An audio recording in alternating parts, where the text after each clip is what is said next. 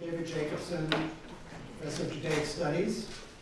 I welcome you to the first of a two-part panel series on Israelis and Palestinians in dialogue. This first panel features Palestinian and Israeli peace activists Ali Abu Awwad and Hanan Schlesinger.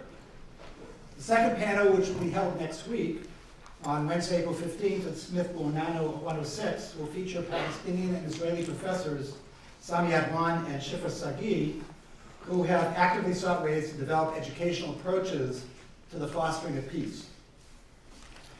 Ali Abu Awwad and Kanan Schlesinger have come a long way from being committed partisans to their people in the Israeli-Palestinian conflict to the leadership of an organization known in English, Hebrew, and Arabic as Roots Shodashim Judor, which seeks to offer a new vision of understanding, nonviolence, and transformation among Israelis and Palestinians. And I welcome you here. Just to let you know, our session will end at 9 o'clock, and any students, and this will be a student-only meeting afterwards, who would like to have a further discussion with our guests, we'll meet next door in McMillan 115 shortly after the end of the regular program. Please join me in welcoming Ali Abu Awwad and Kanan Schlesinger.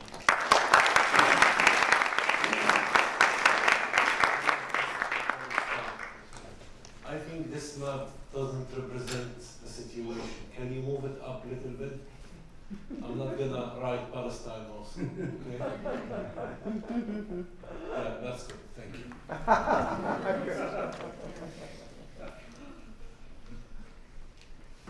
How could it be that for 33 years I've lived in an area where there are 9 Palestinians for each Israeli, and I've never met even one Palestinian?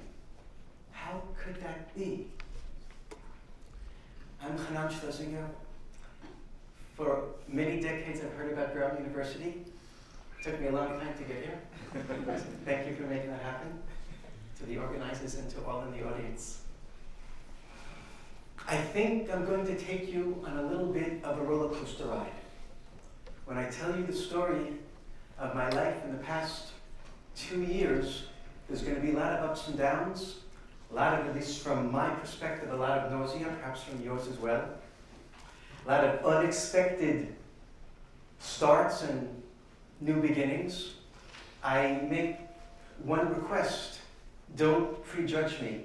What you hear at the beginning is not what you will hear at the end, and the middle is different also. The microphone is a little bit not good, right? Where's the sound guy? Good. It's okay.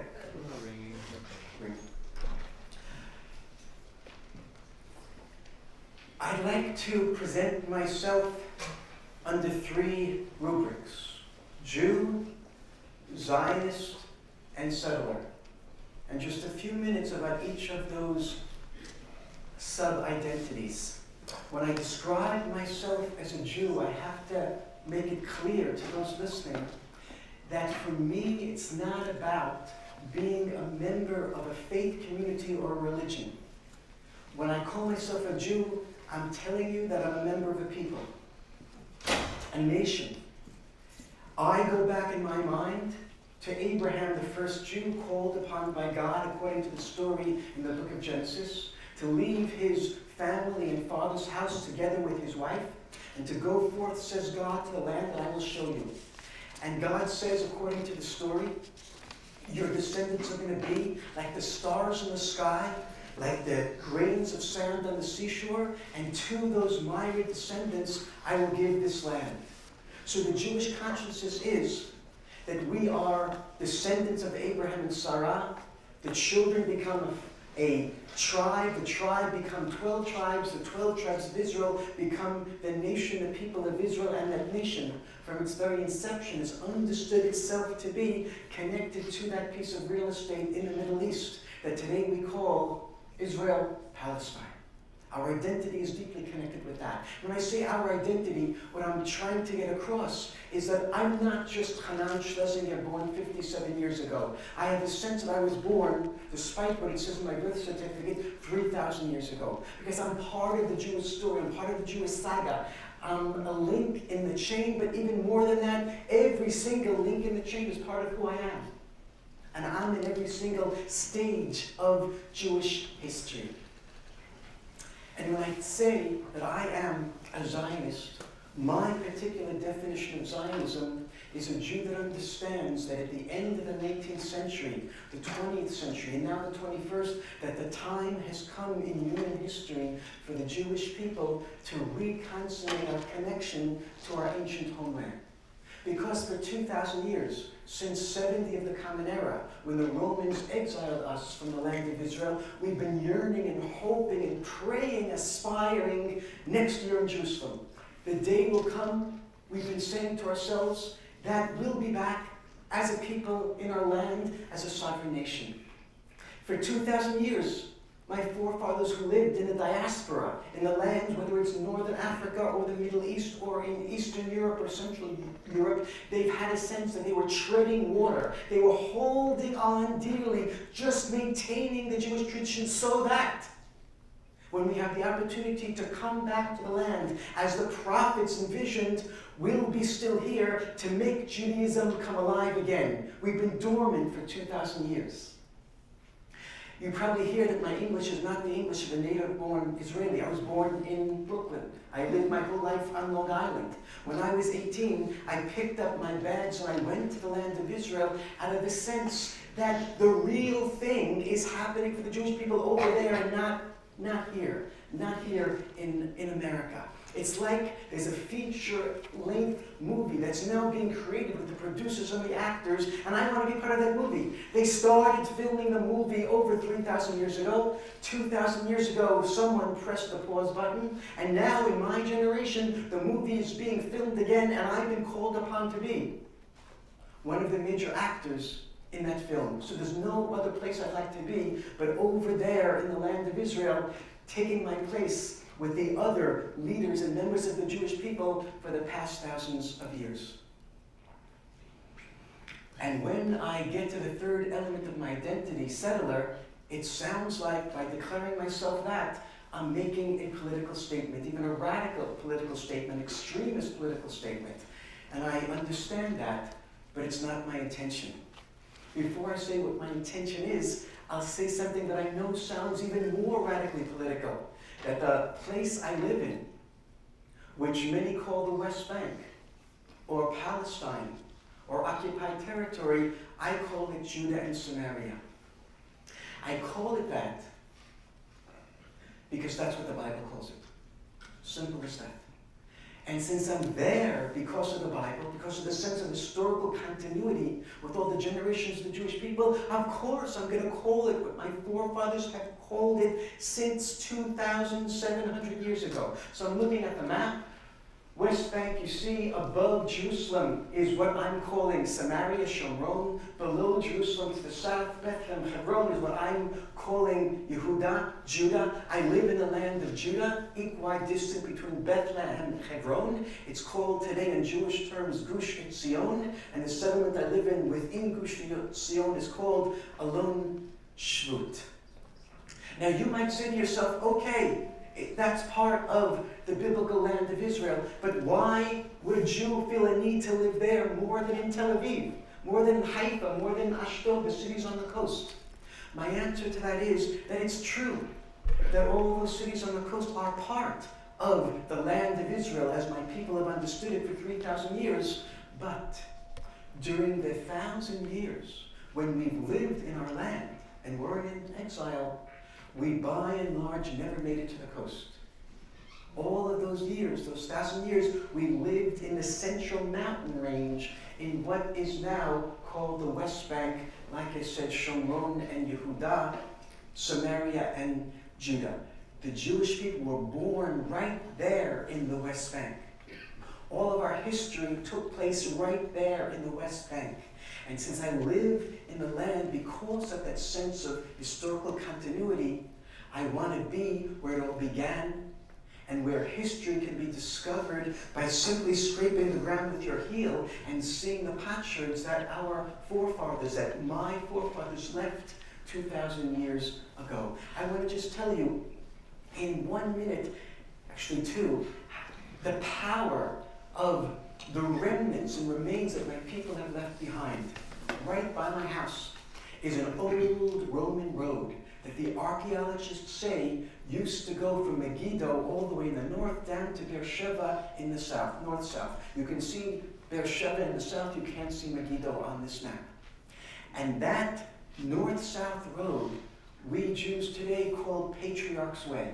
And the reason we call it that is the following. If it was the Roman road in ancient times 2,000 years ago, then almost for certain it was the Canaanite road 3,000 years ago, because roads didn't change that much in those times.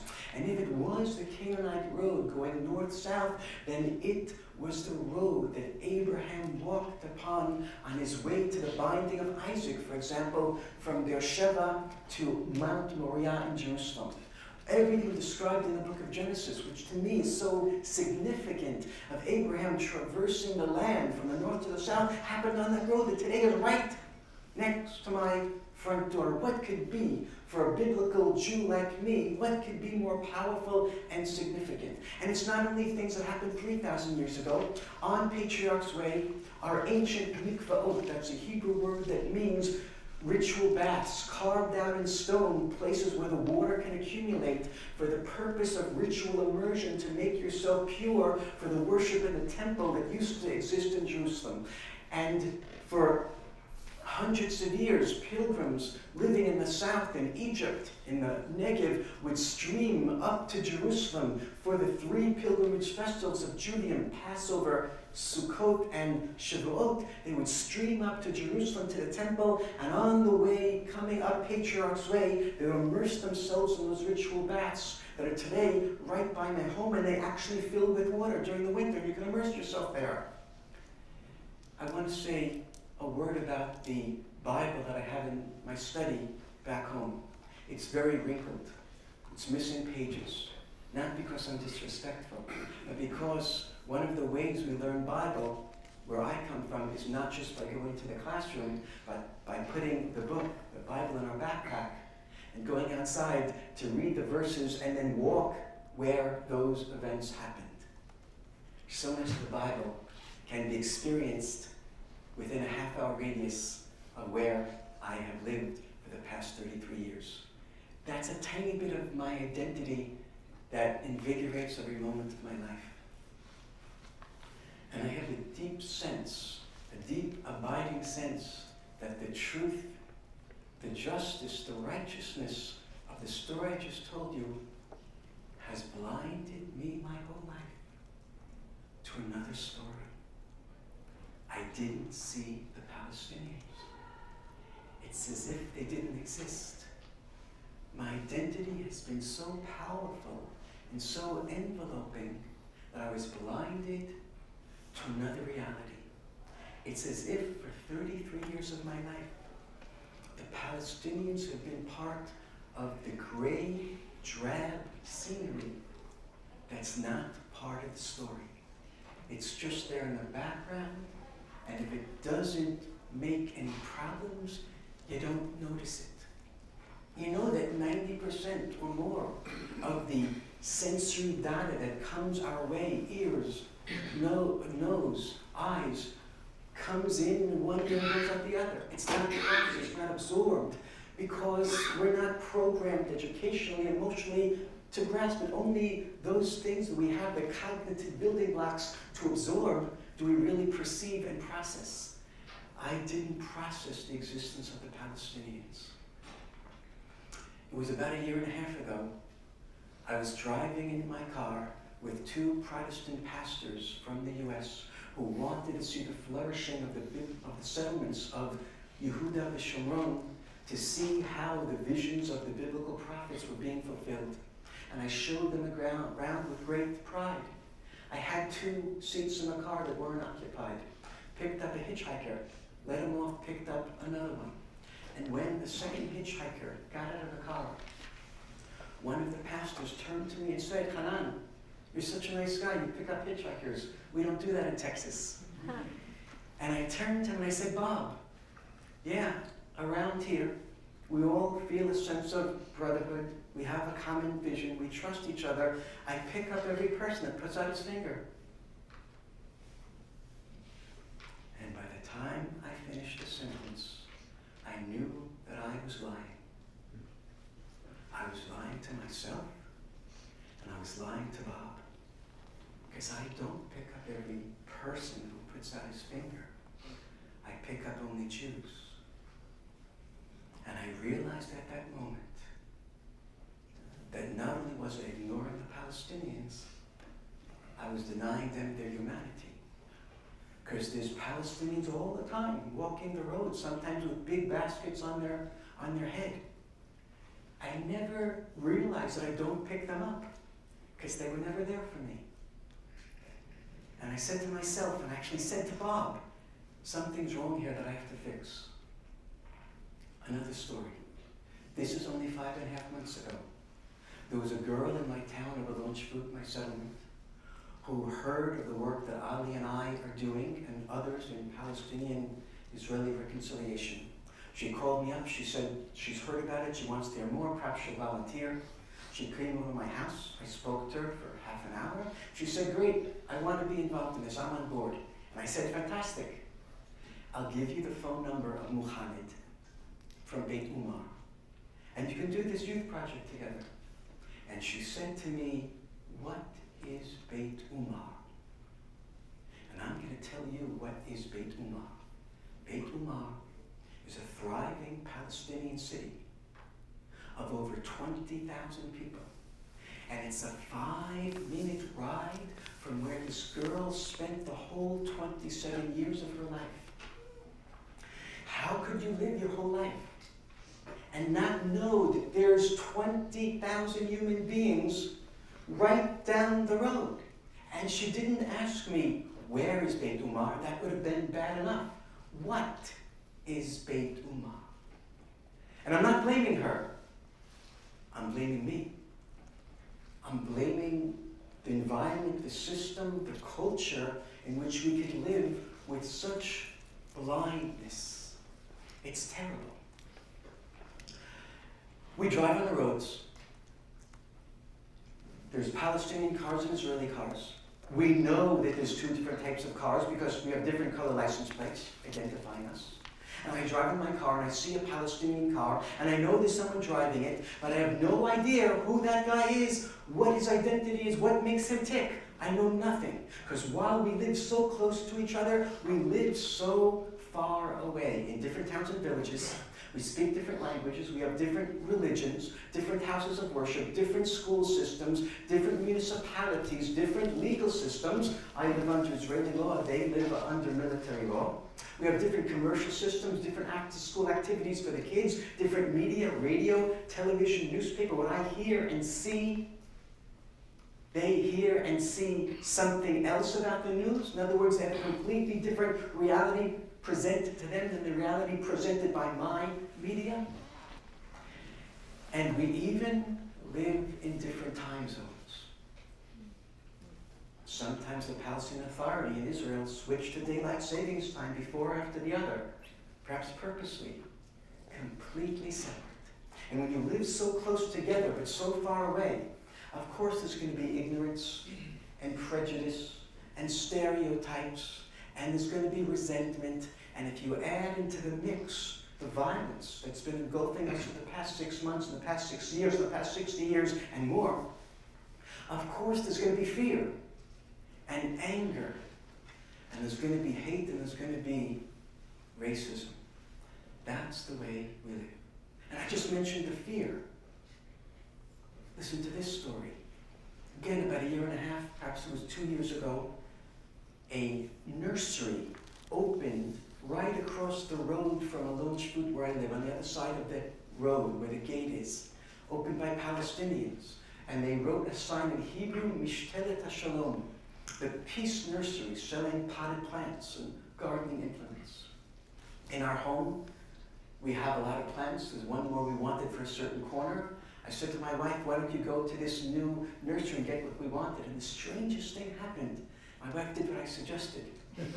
And it's not just that we are married, but my wife would never be caught dead, like most Israelis, in a Palestinian store. Somehow she forgot herself and she went. And she came back after half an hour with the plant. And she told me, I went in the car, parked inside Orange Fruit, walked across the street. The owner helped me out. I told him what I wanted. We walked into the hothouse together. And he took me, just he and I, to the back. We found some plants there. He showed me them. I took what I wanted. We walked out, he and I, coming to the cash register. We passed a few Palestinians eating, sitting, smoking, and talking Arabic. I paid for the plant, came back, here it is. And then my wife said that that was one of the most frightening experiences of my life. I'd never do that again. Think of what they could have done to me there. I barely got out by the skin of my teeth. When I said nothing, she added how stupid I was having gone there and risked my life. And I remember looking in her eyes and having nothing to say. I knew what I wanted to say. Nothing happened. It was convenient. We got what we wanted. But I know that fear is irrational. I couldn't say anything. I kept quiet. And I saw that she was traumatized. Something did happen to her in her reality. And that's the reality that just about all of us live in, Israeli settlers, and I dare to say Palestinians as well. And 2 years and 2 months ago, my reality began to change. I was transformed. And the story goes like this. I got a message on Facebook from a Protestant pastor in Western Virginia, heard that I was looking to meet Palestinians and didn't know how. I'd never met one. And he said, I have the solution for you. It's a true story. He told me on Facebook that he comes to the Holy Land twice a year, meets Palestinians, meets Israeli settlers, and introduces them to each other. So he came to my home, January 2014. He told me how he could introduce me to Palestinians. I had the directions in my hand. The day came, Thursday afternoon. I didn't tell my wife where I was going. And I got to the front door, put my hand on my doorknob, and my wife said behind me, where are you going? And I said, I'm going to meet Palestinians. And she said, are you crazy? They could kill you. Don't go. And I closed the door behind me, and I walked 20 minutes. I didn't have to take the car. 20 minutes through the Palestinian vineyards and orchards around my home. My heart was pounding. And I got to where I was supposed to be. I saw this clearing with a rock fence around it. And I looked in through the metal gate, and I saw something that can't be. I saw 20 Israelis and 20 Palestinians talking to each other. And that doesn't happen where we come from. And I walked in there, and I saw this woman dressed in brown from head to toe. I could only see her face. And I walked over to her and said hello in English. And she said back to me, hello? We talked about something, perhaps it was the weather, for a minute. And then I said to her, I can't believe I'm talking to you. And she said, I can't believe I'm talking to you. We don't talk to settlers. And we kept talking. And she introduced me to her son, Yazin, who's standing right there, 17 years old. He's wearing a windbreaker that says in it, Seeds of Peace. I had no idea what Seeds of Peace is, but I saw the word peace, and I said to myself, how dare a Palestinian wear a jacket that has the word peace in it, because they don't know anything about peace. He probably found it in the garbage. And then Yazin introduces himself, and he tells me about the camp in Maine, USA, that he just came back from, that takes Palestinian Israeli kids from the conflict zone for reconciliation and understanding. He told me he now has Israeli friends, and that he wants to devote his life to reconciliation. I could not believe two things. I couldn't believe a Palestinian talking about peace, and to tell you the truth, I couldn't believe he was talking intelligently. I'm sorry. That's who I was. And then he introduces me to his father, Jamal. He's standing right there. Jamal extends his hand, we shake hands, and he says, I'm from Beit Umar. Beit Umar that I just mentioned. And I'm going to tell you some of the thoughts that flooded my mind when I learned that these people were from Beit Umar. Because I used to live, before I lived where I do today, in a lone shvut, in another settlement in Gush Etzion called Karmei Tzur. In those days, 30 years ago, Karmei Tzur was a small settlement of 21 families abutting Beit Umar. We lived right on the fence. And I remember, during the first Intifada, the Palestinian uprising, that Palestinian kids from Beit Umar used to throw rocks over the fence at our kids. I remember that. I remember also driving home from work late at night, at least twice, and coming on the access road to our settlement, and then it's blockaded with big stone boulders. I have to get out of the car to move the boulders, afraid of being ambushed from either side of the road. I know who put those boulders there. That's the bloodthirsty terrorist from Beit Umar. And I also remembered that when we used to live in Karmei Tzur, we had young kids and infants in the home, and something used to happen in our home that probably never happens in your homes. The parents sometimes got angry at the kids. And when my wife really blew her top, she would curse at the top of her lungs, "Go to Beit Umar! Go to hell." And now I'm meeting a family from hell. Yas and Jamal, wife, and they're not devils. And I really have no idea how to process what's happening to me. And Jamal takes out his smartphone to show me where they live exactly in Beit Umar. I remember trying not to stare at his phone because I couldn't believe that a Palestinian owns a smartphone. And he shows me on Google Maps where they live. And I don't remember if I revealed to him or not that I don't know what Google Maps is, and he had to teach me. He shows me where they live, and they live on the fence, on the Beit Umar side, where you see the house that I used to live in right next to theirs on the other side of the fence. We were neighbors. And I remember then 30 years ago, when we used to hear Palestinian men and women talking in their homes late at night when the wind was blowing in the right direction. We could hear them speaking. And now I'm meeting these people. And then Jamal says to me, "Kanan, you know, when our kids see someone who looks like you, they start to cry." And I said, "What do they cry for?" And he said, "You don't understand, it's a big kippah." I said, "What's wrong with my kippah?" He said, "Hanan, the beard, the kippah, the tzitzit, the people who look just like you, they walk around with submachine guns and they kill our kids." And I swallowed hard and I tried to think how to react. There was silence for a long while.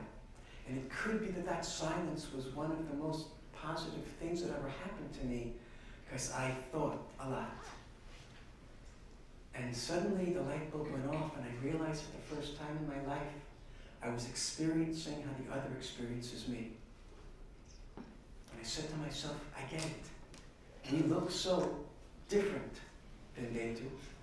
And we go out in the fields often with the Bible to feel the land under our feet. And of course we all carry big guns because we're afraid of them. And I get it now that the kids see us and of course they're afraid. And then Jamal, as he sees me not saying anything, he says, "Hanan, don't you understand? We're all afraid of you." I said, "No, we're all afraid of you." Later on in that event, I met other people, we talked, we ate, the food was kosher, by the way. And then we sat in a circle, those who were left. One of the Israelis explained to the Palestinians what it's like to be a Jewish settler, what's our deep historical connection to this land. And then one of the Palestinians, Ali, got up and talked for 20 minutes about his life, about growing up in Beit Umar as part of a refugee family, living under the difficulties of Israeli occupation. Did I hear him say Israeli occupation? Never in my life had I heard someone use those words face to face. I heard them on the radio. They use that expression in the United Nations. In the European Union, I read in the newspaper that they say we're occupiers. But never in my life did I see the occupation. Now someone's telling me that he lives under my occupation. What are you talking about? I'm a Jew. This is the Jewish homeland. The Bible says it. The United Nations has ratified that we have a state here. There's nothing more righteous than coming into this land and building the only Jewish state in the whole world as a homeland, a refuge after the Holocaust for the poor Jewish masses who've been persecuted all over the world. It's my land. What do you mean there's occupation? And Ali spoke without rancor, without hate, of living without rights. without freedom of movement, without dignity. And he talked about his history. He used expressions like 1948, 1967, the First Intifada, the Second Intifada. He was using the building blocks of my history, weaving them into a narrative that was very different and in conflict with mine and very offensive. But I didn't hear him say anything that I knew to be false. It was just different. And I walked out of there profoundly troubled because I took it seriously. I wasn't just going to slough it off. And I went back home and I was confused. How am I going to fit this into my sense of who I am? I remember pacing back and forth in my study for many weeks and months, in reading, going back and meeting Ali again, talking to Israelis who met Palestinians. There were times when I felt nauseous. I was literally nauseous, because I felt that the bottom was falling out of my identity. I have to take seriously that people are living under occupation, and I didn't know that until now. I went to the internet like we all do when we have a problem. I went to Google and I typed in, let's say just for fun, Israeli occupation of Palestine. And I got to all these leftist websites that a good Orthodox rightist Jew should never be caught dead reading. And I read all this stuff. I had never heard of these websites, perhaps some of you have. And a lot of what I read was acerbic. I thought it was filled with hate, much more than what I had heard from Ali. And it was accusing me, the settlers, as the source of all evil in the Middle East. And of course I rejected a lot of what I read.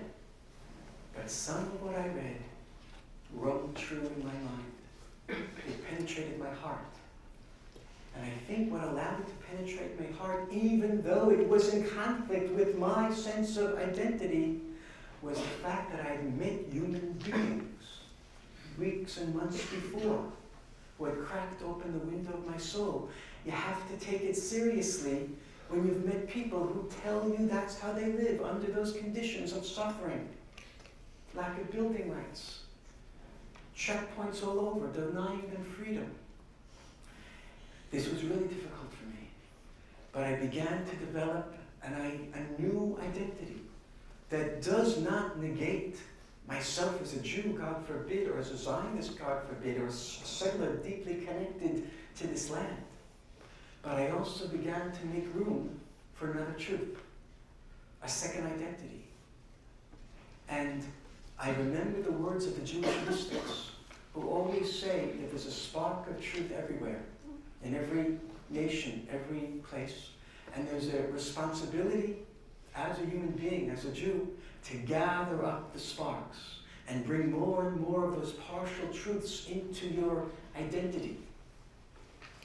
Rabbi Abraham Isaac Cohen Cook, the first chief rabbi of the reconstituted settlement of the land of Israel, this is 70 and 80 years ago, wrote that if we say there's a spark of truth everywhere, is there falsehood anywhere? Is anything untrue? And his answer is yes, there's a lot of falsehood in this world. Falsehood is partial truth, masquerading as complete truth. All our truths are partial. And when you think you have it all, that's when you have nothing. That's when you're coming close to falsehood.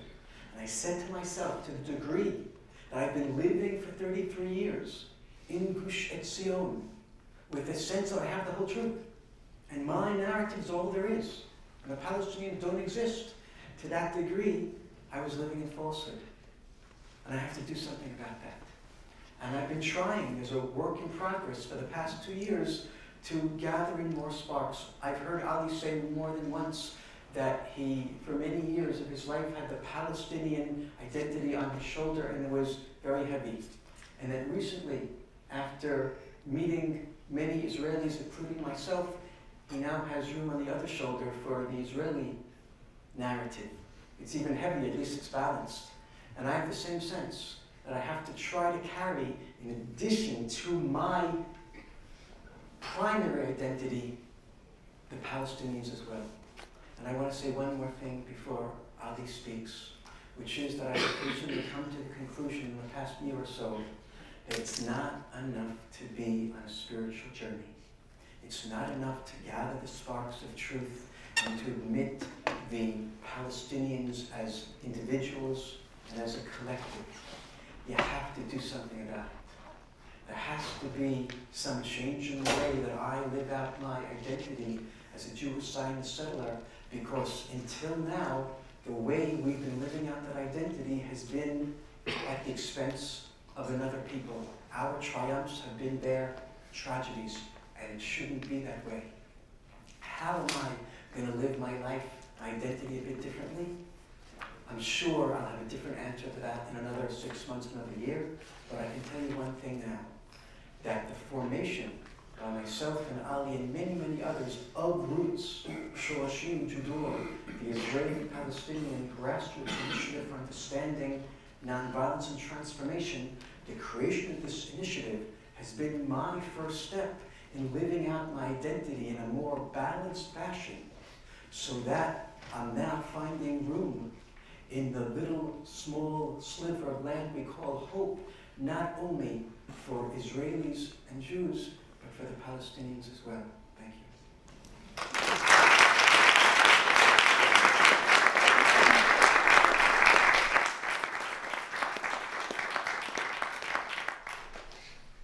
Thank you very much for having us here. Thank you for being here. Thank you for bringing us. You know, when I start speaking or touring with Hanan, giving speeches, the first 10 minutes of Hanan's story, if you are a Palestinian, you want to leave the room. Because there is nothing to talk about. And this is exactly represent the conflict. We are not able to listen. It's not about to agree. It's about to listen and to understand where this violence comes from, where this fear comes from. And I'm here, and I have to tell you why I'm here, but also why I'm not here. So I'm not here for representing victimhood. I'm not a victim. I'm not here for competition of suffering, because I'm tired of this game. I'm not here to challenge you. You don't need to be challenged to be engaged. And for sure, I'm not here to create some kind of false truth to convince you about. And for sure, I'm not here to do normalization. Because no one will be able to do normalization in abnormal conditions of life. You will be a liar. So I'm not here to lie to you. But I'm here because I have a dream. A dream of nations who are bleeding every day. Nations who deserve to live with dignity, with justice, with peace, with freedom, with security. Nations who cannot keep dying this way, who cannot be ignored like this. And I'm one of those people. And I'm here to partner with you, because we need this partnership. I'm not here to beg you. I'm not here to prove my humanity. I am a human being since I was born. So if you are willing to listen and think, and let us together find a way, how can we help each other to step out from this darkness? 1948, actually in 1897, when the first Zionist movement in Switzerland happened, there was an idea that brought the Jewish nation to this land. The first conference where Jewish people decide to create an identity for themselves, a political identity, a statehood. And that happened after that, 50 years after that, 1948, 47 almost. When Israel celebrates today its independence, we cry. Because this is the catastrophe for us. This is the Nakba. This is the place where my father was born. Near, we call it Kibeba, we call it Lachish in Hebrew, near Kiryat Gal. That's how I become a refugee. I'm not here to tell you about all the pain in the history and my painful narrative that I was born with. But I was born in an environment after that has forbid my rights, forbid my dreams, forbid my movement. I was born to a very political family from my mother's side. My mother has become one of the leaders of PLO, Palestinian Liberation Organization.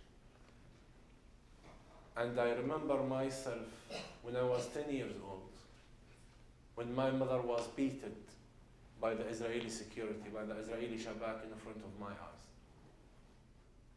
even before the Intifada. Then I keep growing, and I couldn't really imagine that I will have one normal day in my life. There was a whole wall between me and my future. Thinking about any normal future was forbidden. Growing in a home that was under attack always by the Israelis. Growing in a place where you hate yourself, you hate your parents, you hate your enemy, you hate your people. You hate everyone. And you don't want to live anymore. When the first Intifada started in 1987, I was ready to become a fighter. And sometimes people ask me, when I go to speak in different places, why Palestinians educate their kids to hate? It seems like if you live such conditions, you need someone to teach you how to hate. I'm not sure that you need a specific curriculum for hatred. It's amazing how people think that we have schools for hatred. You're doing a big mistake. Just enough to live over there. I'm not sure you will become Mandela. So anyways, I throw tons of stones on the Israeli army. Then I was arrested with my mother, and I had a very hard torture, trying to get information from me about my mother, where I refused to give. And we were both tortured. Then there was a promise by the Shabak to give me 10 years to prison. And I started laughing and I said, you can't. You cannot put me 10 years to prison because I throw stones. And that's what exactly happened. After 1 year in the court, they gave me 10 years to prison. And they gave my mother 7 years and a half. That was the 4th time she was arrested. I was totally broken. I couldn't imagine the injustice. How come? All of my future, I always wanted to travel, to study, to be in this university or any university, any place that I can really. I had a crazy dream, an insane dream, to be a pilot. Palestinian becoming a pilot, this is forbidden dream. But you know kids' dreams. So I was broken, but I didn't know by that time. Going to prison for me was like going to one of the best universities that you can imagine. Because Palestinian political prisoners succeed to create a whole system to manage and lead their daily life with the most human values, with the most educated respectful values for human beings. So I start learning. My English, most of it comes from there. It's not fantastic, but it's enough. My Hebrew language has become like my Arabic. And you know, in the first Intifada, most of the prisoners were professors, lawyers, teachers. It was mostly a political mass movement, not armed groups who fight every day in direct actions.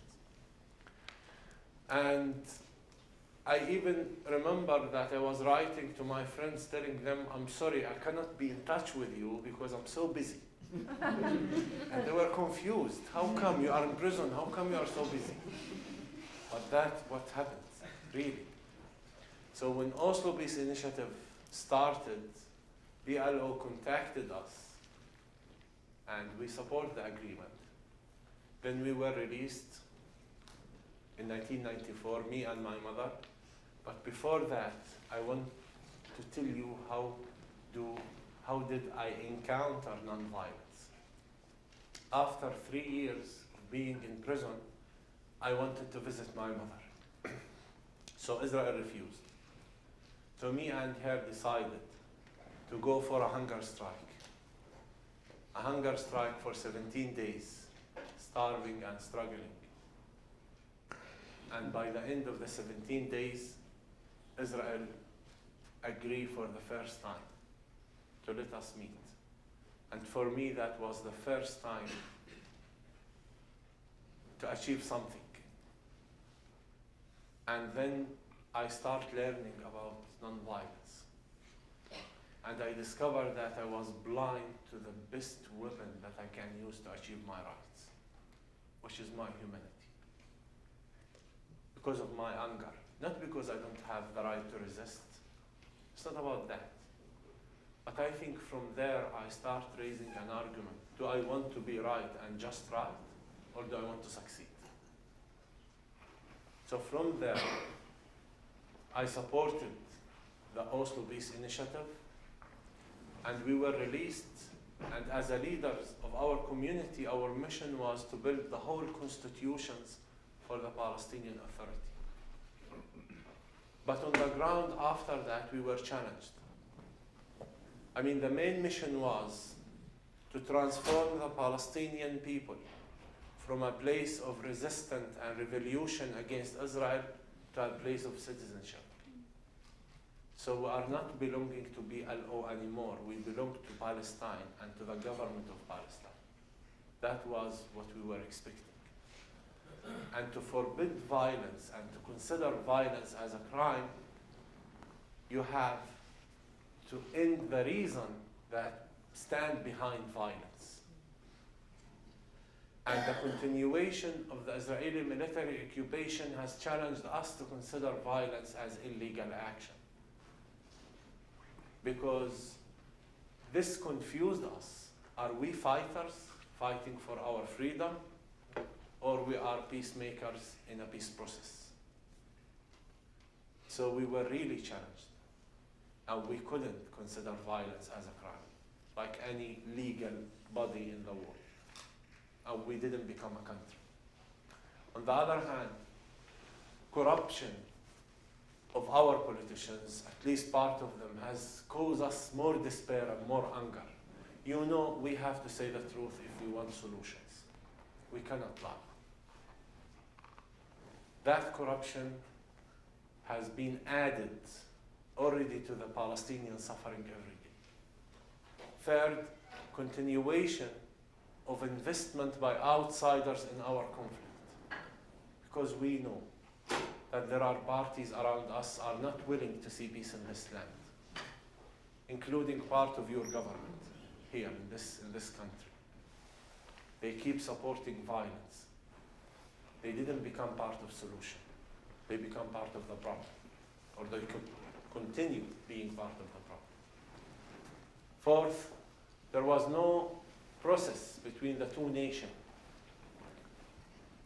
Peace is not to sign a piece of paper. Peace when a human being's rights become in harmony of their life.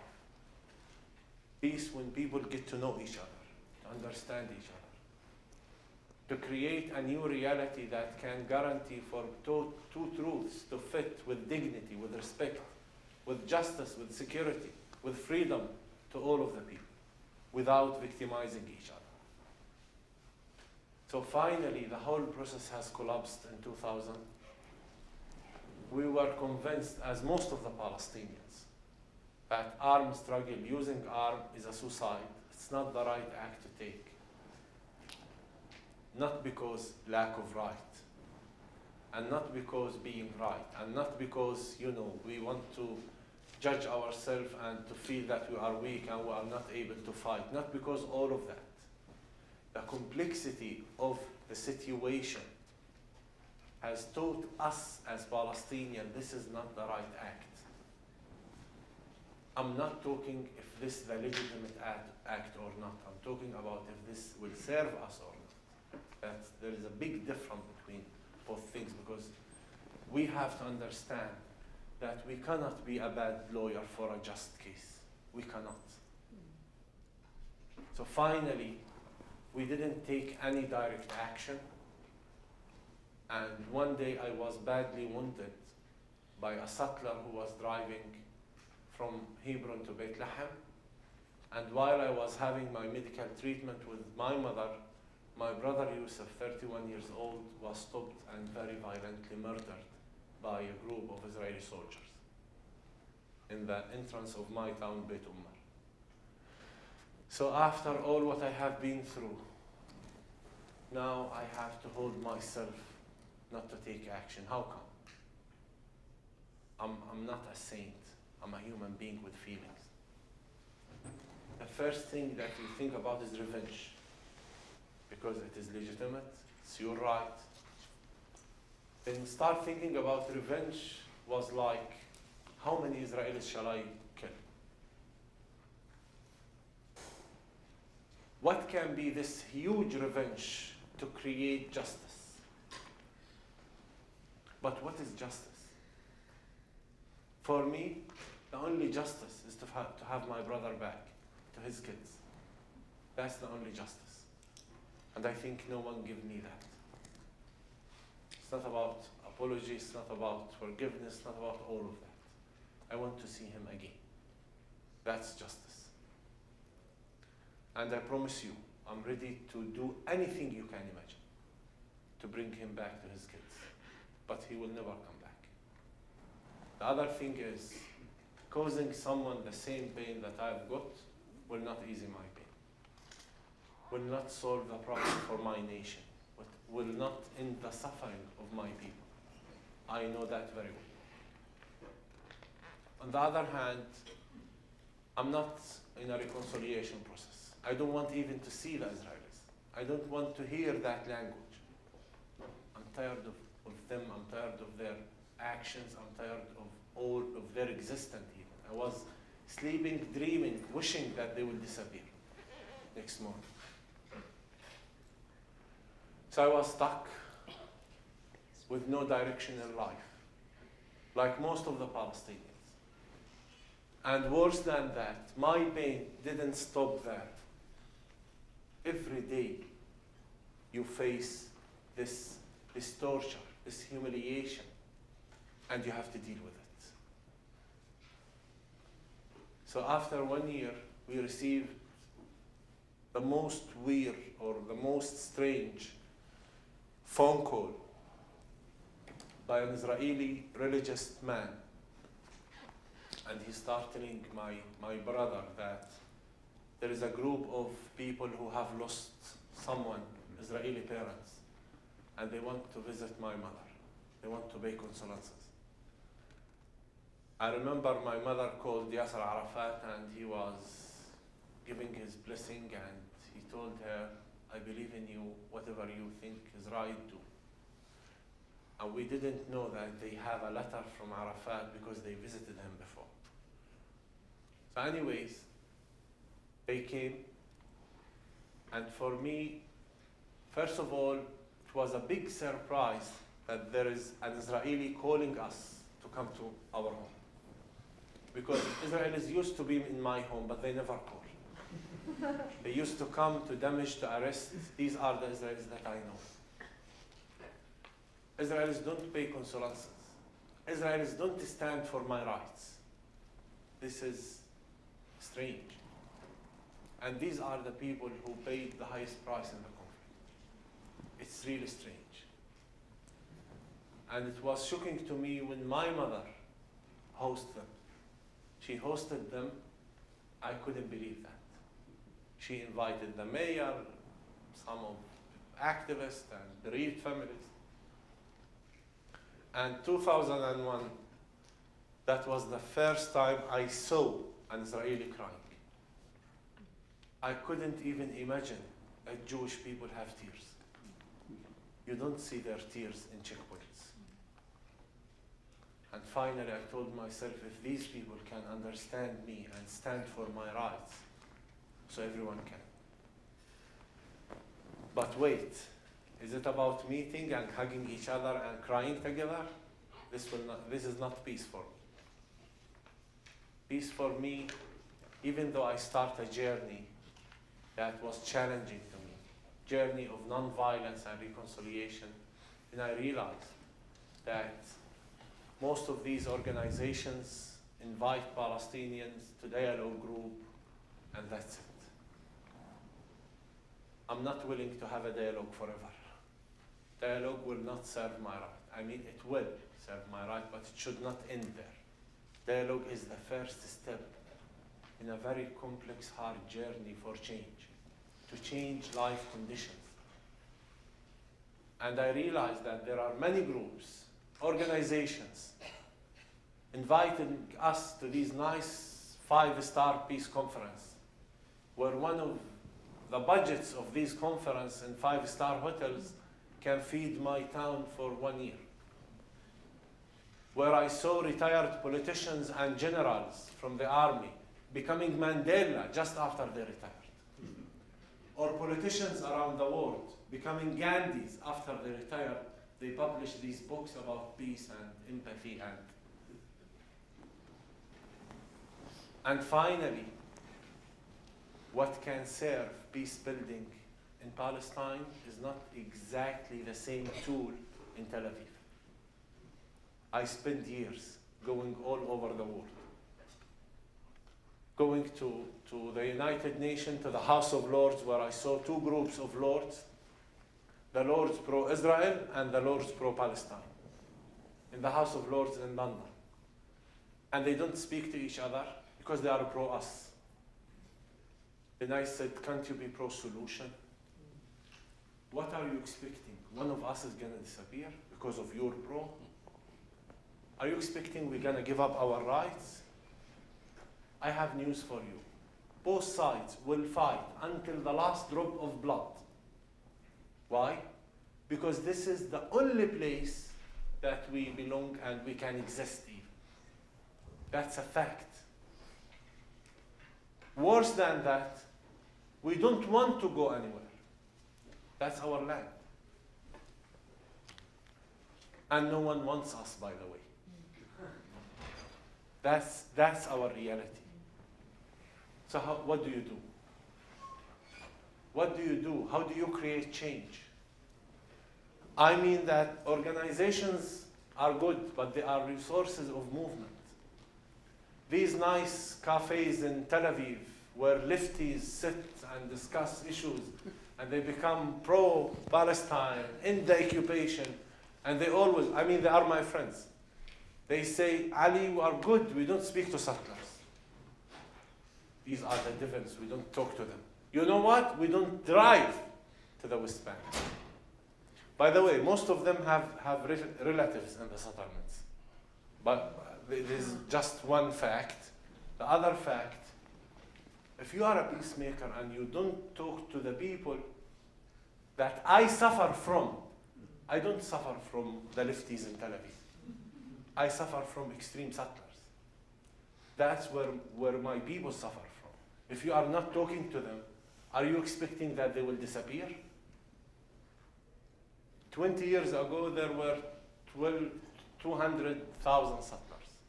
Today, there are almost 700,000 settlers. because you don't speak to them. And you will not speak to them, and they will keep growing. And they will control the politics in Israel. Then we will fight them, they fight us, it's endless. We are right, you're right, and that's it. We cannot keep losing. We cannot, the Palestinians especially, you cannot imagine what does it mean to live in a refugee camp. You cannot imagine. To be surrounded with walls and checkpoints, take you 3 hours to reach your school. To live in a home that has no water. You don't know what does that mean. But people judge, because they are not able to understand. What pushed a 15 years old to take a knife and go to stab an Israeli? Why? How come? People have lost their fear to die. They go to die, not just to kill, to die. That's the fact. This is the consequences of our arguments. We cannot keep living like this. And nice politicians come and they sell us political initiatives about agreements. They say 2 states, 3 states, 1 state. This is nice. And there is no state by the end of the day. Nothing is happening. I think we are not courageous enough to include these 2 facts and 2 truths under a political design. How can we guarantee? I mean, the 2-state solution, in my opinion, as a refugee, is unjust. So maybe I'm more even radical than many others who think that I'm doing normalization. It's unjust. There are 5 million refugees. What do you do with them? It's unjust for the Jews who believe that Judaism was born in the West Bank. So shall we switch? Palestinians will go to Tel Aviv, Tel Avivis will come to the West Bank? That's impossible. You see how much we are stuck? You see how the problem is deeper than we think? But how is the solution is easier than we feel? Because we think from here. A nation or 2 nations think from here, they will never achieve anything. It's much easier to me to stay in my town and become a hero by not talking to these people. Much easier, I promise you. And I choose the hard way to go. But I think without that, it's painful one. I wrote a book, I call it Painful Hope. It's without that, we are going nowhere. Nowhere. And we don't have to be Gandhi to realize that. You just need to be a human being. So I came to the piece of land that belonged to my family, and I wanted to create a Palestinian nonviolent center. That by itself, it's an insane. Because in the middle of Gush Etzion area, between Hebron and Beit Lahem, no Palestinian is allowed to do anything, like many areas see, most of the land. We're not able to build, no resources, water, electricity, nothing. And I brought a donkey 2 years ago, and me and the donkey start creating that center. And I found myself talking to these people where I found people with courage, with truth, who can make a difference. People who belong to that land to be able to say the truth and to make change. Because if the left in Israel go for war, it will not be a problem for the right to follow. But if the left go for peace, I'm not sure the right wing will follow. But if the right wing go for peace, I'm sure the left will follow. And any peace process has started with the right wing in Israel. Oslo started with Shamir, not with Rabin. The negotiation, Oslo. So anyways, so finally, we start our initiative. And since 2 years, where many of my friends told me, you have lost your mind. Since that time, more than 3,000 people came to that tiny piece of land. Because people are thirsty for solution. They are thirsty. And we're not sitting and hugging each other over there. By the way, you can assume how much disagreement we have. I'm the last one to speak to settlers, by the way. Maybe I'm the last one that settlers will speak with. But we realize that there is a place for truth. That's what we realize, for another truth. Which means that, in one hand, dialogue is very important value of peace building, but more than that, we as Palestinians, we need a movement. Because we cannot dialogue without resistance. This anger has to find a place. Otherwise, it will find another place, but it will cause people life. It has to be a place for the two identities to resist the occupation non-violently and to develop our society with peace values, with changing life conditions, not just changing mind. So I created change, تغيير in Arabic, just a few months ago, me and many other local community leaders, as a Palestinian national non-violence movement. And we decide that mass movement, just mass action, will change the situation. And by the way, I'm not just talking to the good ones. I was invited by Al-Aqsa Murder Brigade. You know, more than 70% of the suicide bombers comes from that brigade. And I said, there is a documentary called Forbidden Childhood, it's part of it. I said around 60 wanted Palestinians, the most wanted people in the West Bank. And we were able to talk. Many people advised me not to go. There was a crew of Italian Rai television doing a documentary.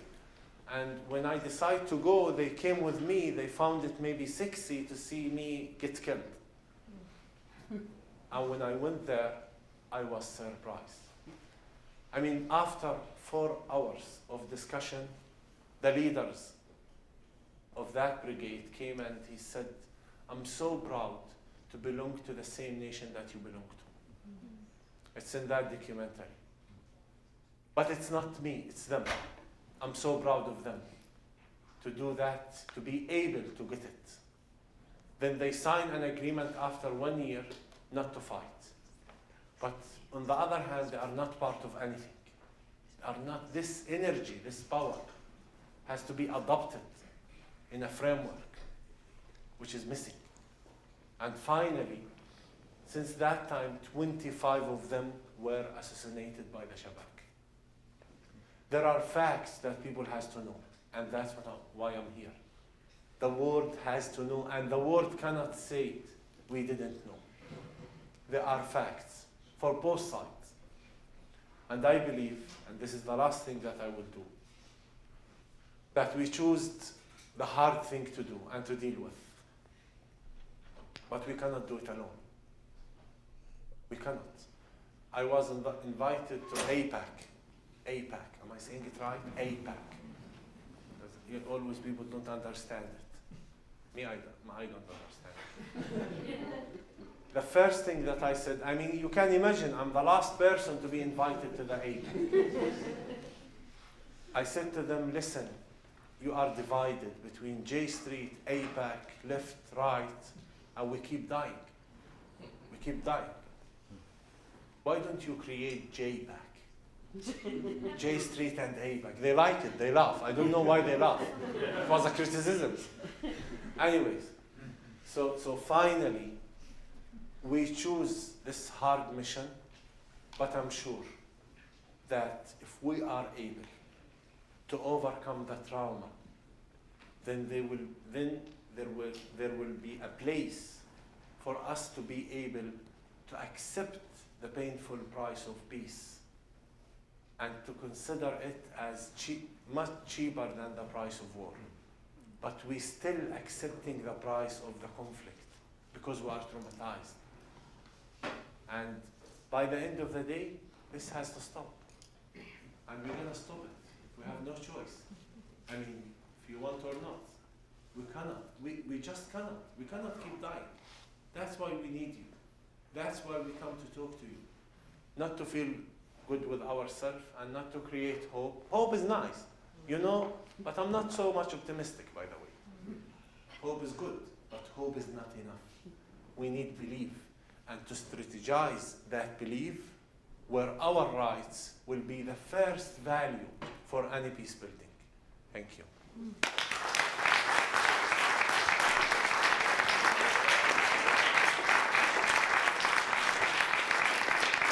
If you'd like to ask. What? No, it's 5 minutes. Oh, you can do 5. Okay. All right. So Rabbi Schlesinger will speak for a few minutes, and then we'll have questions and answers. We'd like to take 5 minutes before questions and answers to tell you what we're doing. You heard personal stories, but what actually is going on the piece of land that has been described to you that Ali's family owns. 2 movements are happening. One is the Palestinian nonviolent movement called Change that Ali alluded to a little bit. And the second is Roots, which we're representing here tonight. Roots Shorshim Judur, the Israeli Palestinian Grassroots Initiative for Understanding Nonviolence and Transformation. We bring the 2 sides together to see each other, to listen to each other, to listen more deeply, to hold back, not to respond, not to argue, just to learn how to listen and to go home and try to absorb a little bit of the other's humanity and truth and identity into your own sense of identity and truth. I'll tell you 6 or 7 of the programs that we do to give you an idea. Number 1, we have family meetings like the one that I described to at the very beginning in the middle of my words. We have children's groups. We have a photography workshop. By the way, we're looking for donated used cameras. And we have a summer camp for the kids every summer. This is going to be the 3rd year, taking 25 Palestinian kids, 25 Israeli kids to a camp facility in Akko in the north of Israel to hear each other, to see each other, to get used to each other's language and body language and songs and way of acting, and even to play together and to begin to make lasting friendships. We have interfaith dialogue groups, both in the level of laymen and laywomen. As in addition, we have higher level discussions between clergy, men and women, Muslims, Christians and Jews, rabbis, pastors, and imams. Something else we do is our program with the Israeli pre-military academies.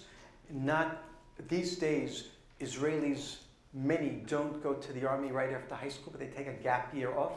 And these are called pre-military academies. There's 30, 40, 50 of them throughout Israel. More and more of them are bringing their students to us for a day program. For the first time in the lives of 99% of them, they're meeting a Palestinian, never before met one. For 90% of them, they're meeting a settler for the first time. And they're meeting the settler and the Palestinian at the same time, together, talking to each other. That's transformative. It's transformative for them as Israelis, and it's transformative for them as future soldiers. We see the effect. We'll tell you also about the programs that we do with the Army. Officers, very high officers, higher than you'd believe, come to visit us in plain clothes to experience what's going on, this very strange new vision of reconciliation between 2 groups that seem to be enemies at each other's throats. And the Army is very impressed, extremely impressed. We'll tell you also about the home groups in which we ask people in Gush Etzion, in the different settlements, Alon Shvut, Tekoa, Frat, Neve Daniel, Elazar, those who are interested, host a home group in your evening, in your home. Invite neighbors. Sometimes we have 20, sometimes we have 60 people who come to hear a Palestinian for the first time in their life, and then to hear an Israeli. It's really hard for people, but they're curious. They come and they're challenged. They're offended, like I was the first time I met a Palestinian, but so many of them come out of that transformed, and then they join us. 20, 30% of the people I think who have heard us speak in the settlements come and join our movement. I left out talking in Palestinian schools. Anything else I left out? That's it. That's it. So we'll just tell you, we have a website, friendsofroots.net. Look at the website. Sign up for the quarterly newsletter. That's on the home page there. There's also a volunteer sheet there if you want to join the American Friends of Roots, the organizations in different cities and on campuses that are getting together to support our work and to reproduce it. Okay, that's it. Questions and answers? Okay, if you have a question, please come to one of the microphones, and our guests will be very happy to continue this conversation with questions and answers. Hi, I'm Elliot. I was wondering if both of you could speak as individuals, not necessarily as representatives of your organization, as to what you think a political solution to the conflict looks like and how you think that your work is moving towards that political solution. Who, me or you? You. Me, okay. Thank you for the way you phrased it. That is not part of Roots, but the activists that are part of Roots, Palestinian Israelis, we are thinking about this, although it's not on our platform. And I would say that we think that any future peace settlement has to be based upon the deep, abiding, legitimate connection of both peoples to the whole land from the Mediterranean to the Jordan, which would mean that you can't divide in the middle. Can't make two states, 77% Israel and 23% Palestine, because Palestinians have as much of a connection to the West, to the Haifa and to Tel Aviv and Jaffa as they do to the West Bank. How can you divide them from that? How can you deny their connection? And the Jews, as I said, have a deeper connection to the West Bank, to Judah and Samaria, than we have to Tel Aviv. And Ali said all that already. So what do? Can't have two states? As a Jew, as an Israeli, as a Zionist, I couldn't accept one state, one binational state. I want a Jewish state, one Jewish state in the whole world. Therefore, what we're thinking of is a hybrid, a combination of two states and one state. Now, there are lots of different models floating around there of the hybrid. I'll tell you one of them. It's about two states with a border on the Green Line, but that border is porous, a soft border. You can go back and forth without a passport, which means that you can live in the Palestinian state. I'm sorry, take that back. You can be a Palestinian citizen, have a Palestinian passport, vote in the Palestinian elections, pay taxes to Palestine, and live your whole life in Tel Aviv. And you can be an Israeli citizen with an Israeli passport, pay Israeli taxes, vote in Israeli elections, and live your whole life in Alon Shvut, where I live, in Palestine. And then, after you have that arrangement that cements the idea in the minds of all the two peoples that the whole land belongs to both sides, and then we have to have a confederation of the two states. It's going to be called the Abrahamic Federation, which will have its own parliament and its own superstructure. And the truth is, what we're thinking of, what many groups are thinking of, is not so different than the United States or the European Union. Switzerland. Switzerland. Yes. I'm curious about the personal side of this story. How does your wife now feel about going and getting a plant at that same store?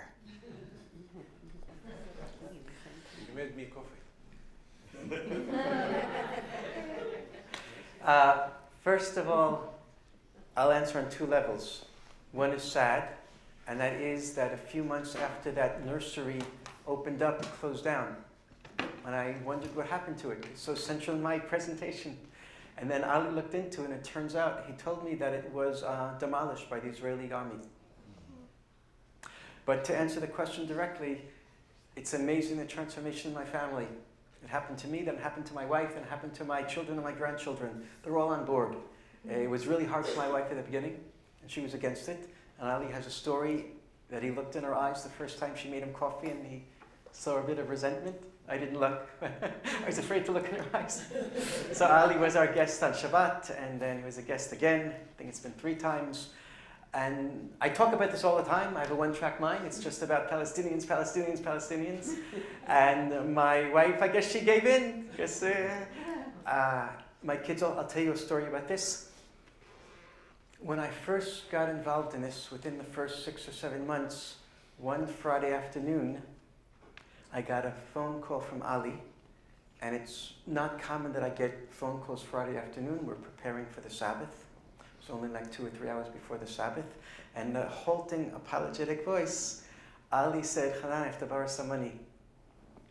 I said, okay, when do you want it? I expected he was going to say Saturday night or Sunday. He said, now. I said, how much do you want? I don't remember, how much was it? 400 shekels? I don't It was remember. for a sick person. He didn't It was tell you urgent. I couldn't, sick family killed. It was urgent. He didn't tell me had who it was to for. bring him out from his home.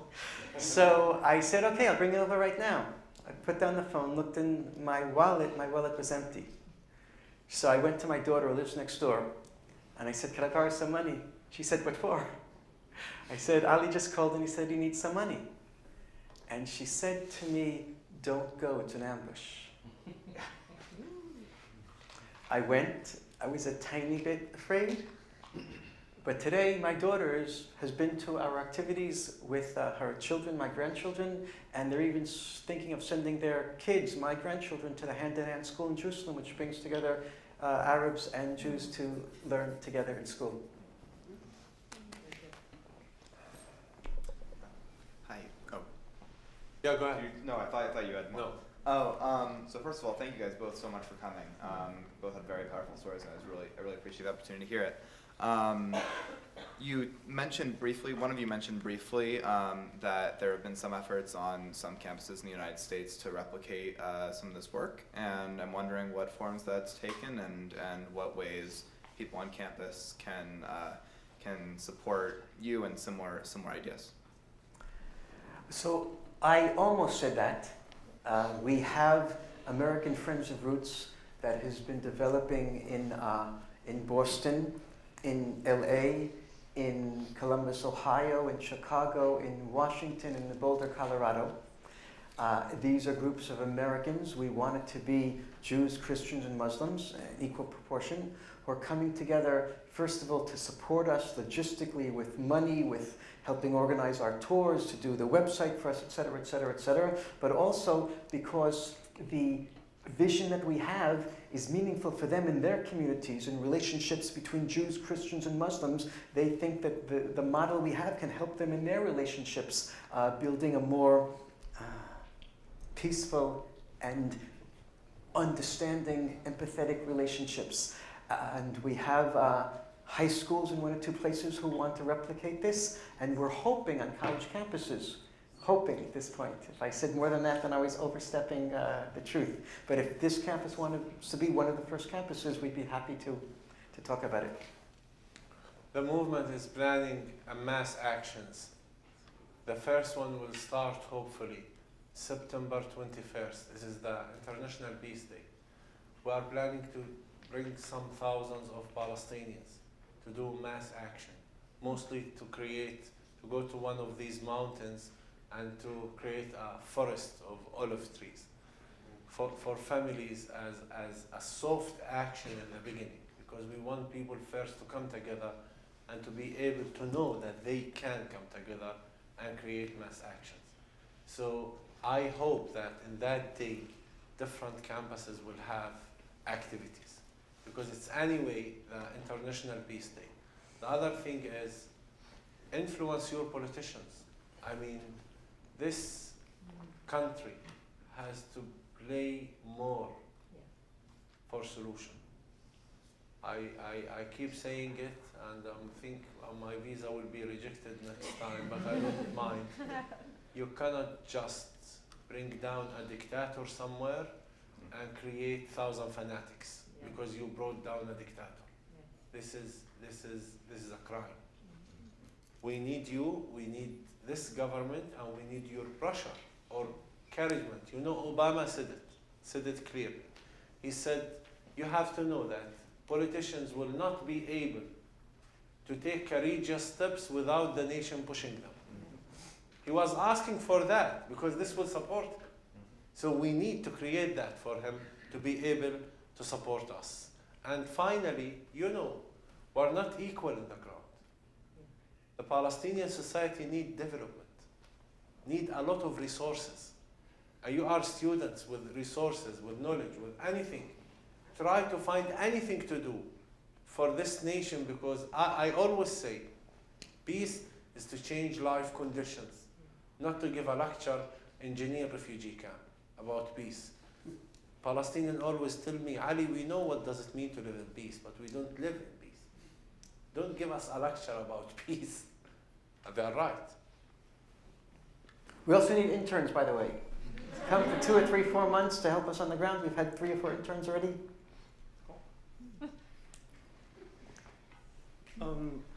So you have talked about how you have traveled around the world and you have met with these groups that you mentioned, and so taking into account how limited mobility is for Palestinians inside their territories, how did you achieve this possibility of like moving around and like doing all these things, and why you and not other Palestinians, and what could other Palestinians do to achieve to get to a situation like yours in which you can go and travel around and like talk about your story and inform people about what's going on in those territories?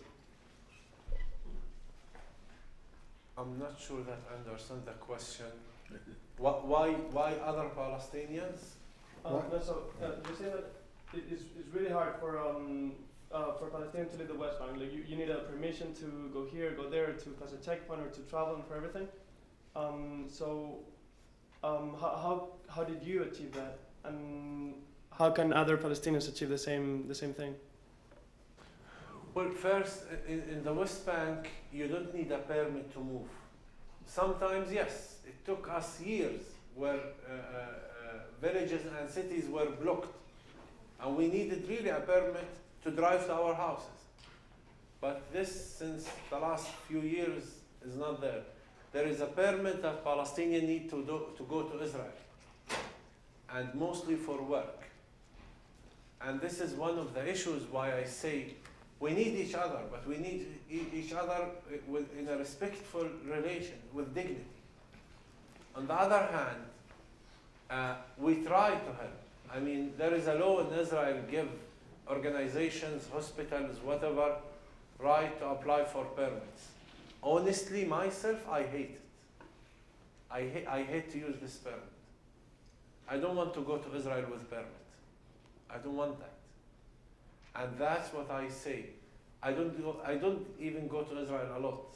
Sometimes once every 2 months. Because I believe my real work is in my community. I don't want to be a hero of peace in Tel Aviv. There is no heroes, not me and not others. I will see heroes when my people will live with dignity. This is to be a hero. Otherwise, I don't want to, permit is not my goal. Permission is, actually, I refuse it. Really refuse it. Because of my identity, but also because of values of that vision that Hanan spoke about. So I hope that Palestinians will be able to develop themselves where Israelis will feel that Palestinians are strong enough to be partners because they don't trust the Palestinians. They think Palestinians even are not educated. And by the way, we build countries. We Palestinians build countries. Professors in each hospital in the Gulf area, including Israel. We are one of the most educated nations on the planet. You cannot imagine how the level of the education in Palestine.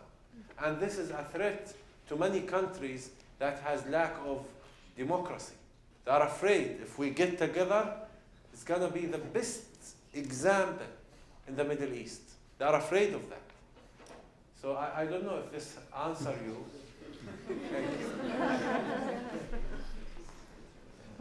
Thank you for your talk. Can you hear me? So I applaud you on the use of nonviolence dialogue, and being part of this campus, it's very sad that we don't have a dialogue here on campus.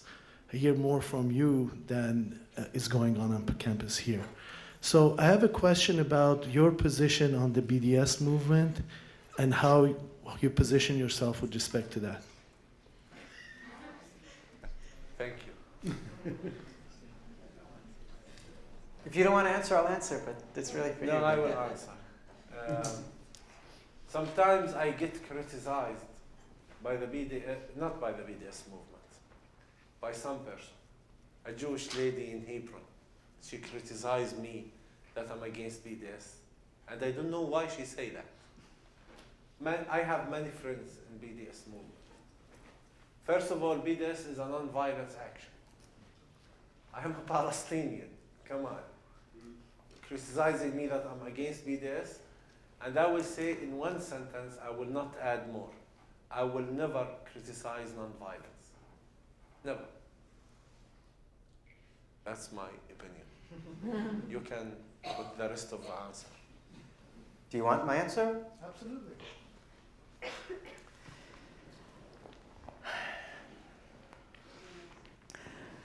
I respect nonviolent opposition to occupation,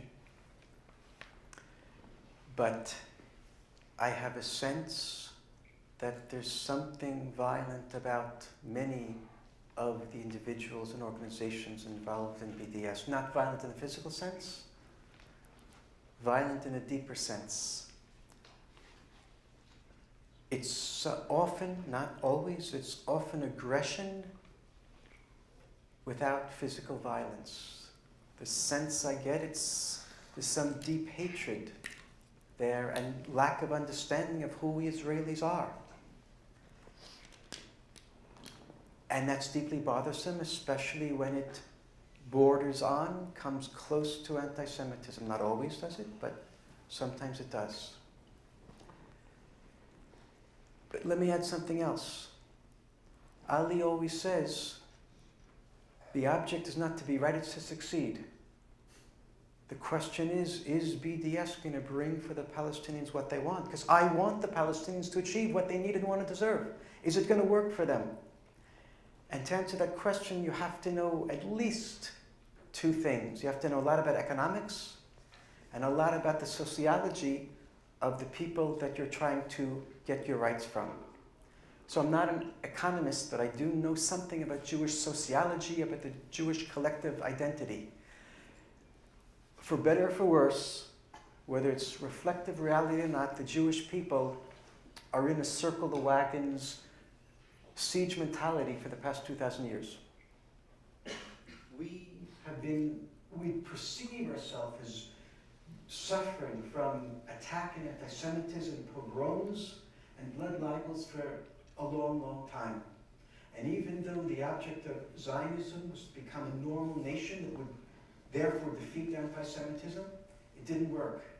And we have a sense today, and I'm not saying if it's true or false as far as reality, but we have a sense today the whole world is against us, including Iran, that wants to destroy us, and Hezbollah and Hamas, and for many Israelis, the United Nations seems to be against us, as well as all the European countries. And when you have a sense that your back is to the wall, that the whole world wants to destroy you, then the Palestinians are not going to get what they want by sowing more fear in our hearts. The way the Palestinians, it seems to me, are going to get what they want is not by alienating us and attacking us non-violently, but the way for them to get what they want is roots. Talk to me. Show me your human face. Tell me your identity. The transformation happened to me because Ali was willing to talk to me, and I've seen hundreds of other settlers transformed, and now, like I said, I am an activist for Palestinian rights. All you have to do to get to me is, instead of attacking me and filling me with fear, to tell me that you want human rights and show me your human face. I think that human connection is the Palestinian secret weapon. Thank you. Okay, one more question, please. Thank you. I just wanted to follow up on the question asked here, because I've appreciated the dialogue and the sharing that both of you have done, and the courage and the vision. But I also heard you mention, Ali, that dialogue alone, even in reference to what you just mentioned, Rabbi, would not be enough. So I'm concerned and would like to just follow up on that question and hear from both of you about how actual, real, nonviolent transformation can happen. And it seems to me that would be with struggle. I think it was Martin Luther King that said, if those who make nonviolent revolution impossible make violent revolution inevitable. And it seems to me the history that region is, unfortunately, and I would like to hear your responses both about the Israeli government's openness and maybe, in fact, yes, the Israeli people to genuine nonviolent change. Because it seems to me that if we stop that from happening when it's genuinely nonviolent, even if it means some struggle, it seems to me at least that there will be no productive change. So just some more question about how you feel that Israel will respond to genuine nonviolent action.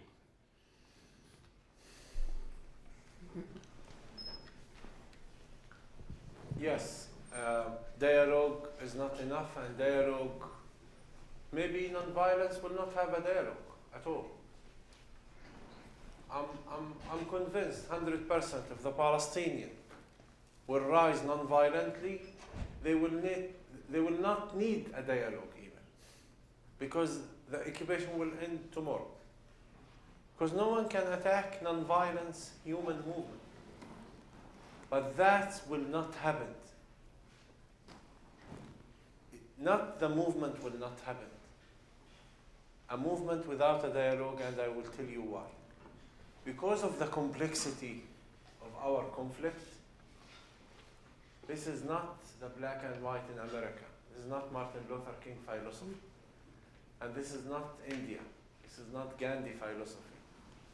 Mostly Ulai, maybe. Mandela, little bit. So I feel that it's not about a specific nonviolence model that will work in Israel and Palestine. We have to design our own. That's what I feel, and this is what my book about. The other thing is, I know very well that the minute that 100,000 Palestinians, we have around 4 million Palestinians over there and around 5 million outside. The minute that 100,000 Palestinians will rise in Beit Lahem or Ramallah or Jenin, real revolution will be in Tel Aviv. The majority of the Israeli society are waiting for Palestinians to do something. Because the peace camp in Israel is broken, is desperate, is weak, cannot affect the situation. And it has been weaknessed also by our actions. We are Palestinians. So I believe that there are voices, not just within the Israeli society, even within the Israeli government.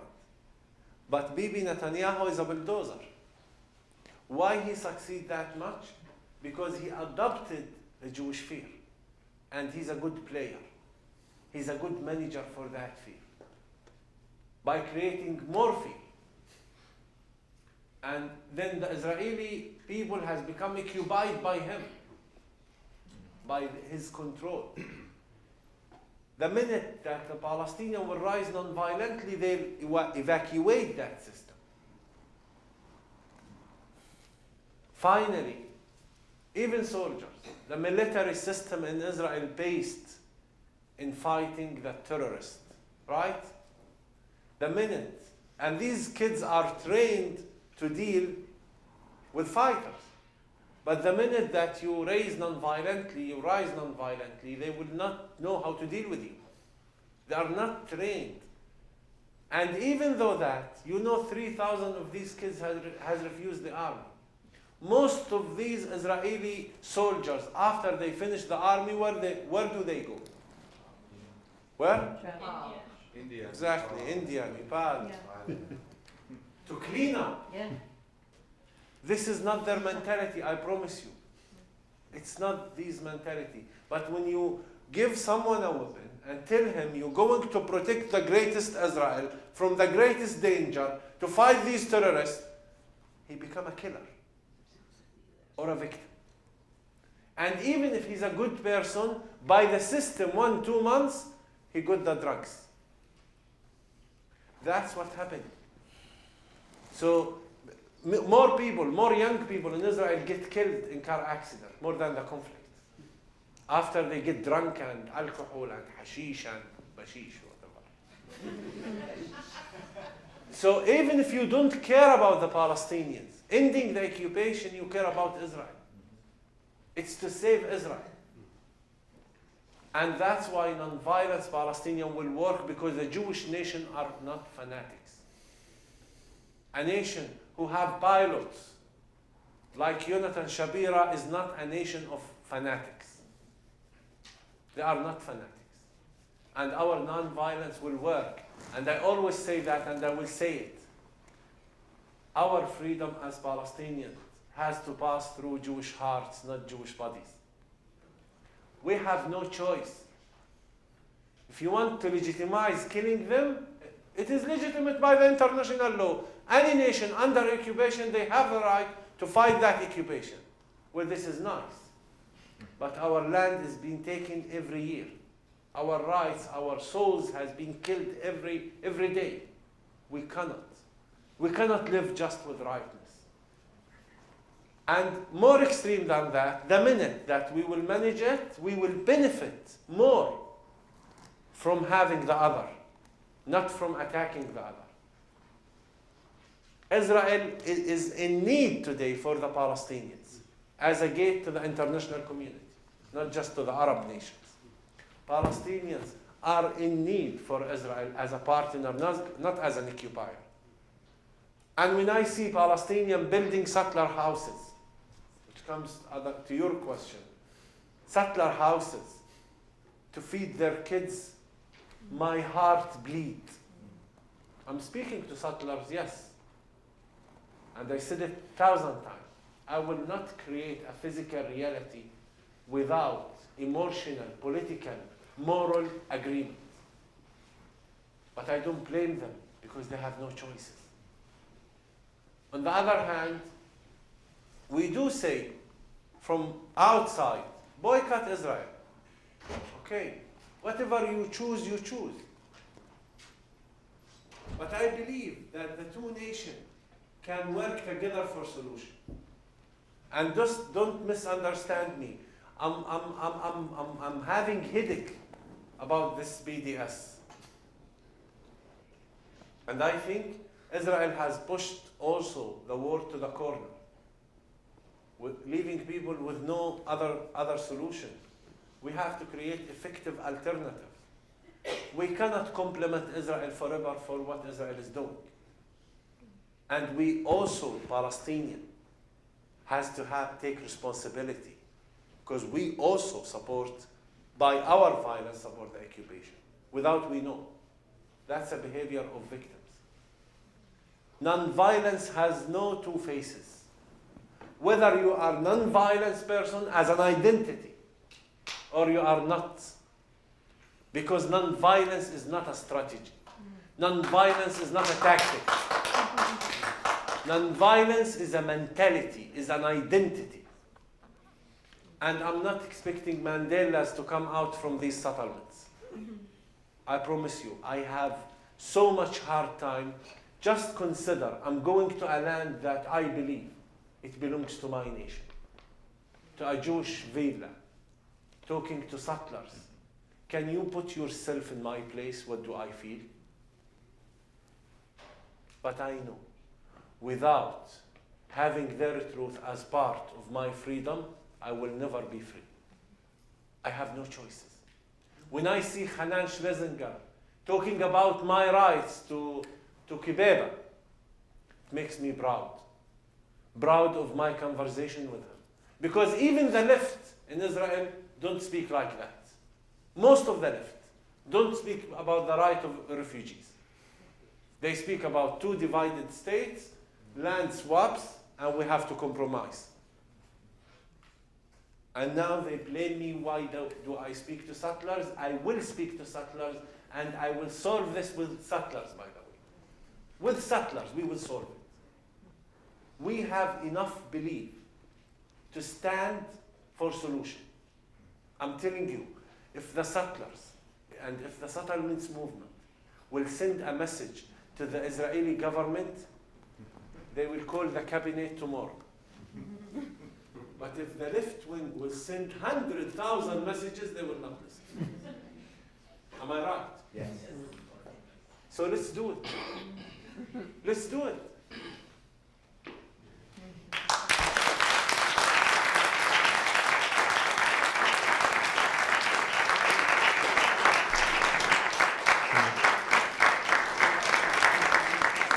Thank you very much.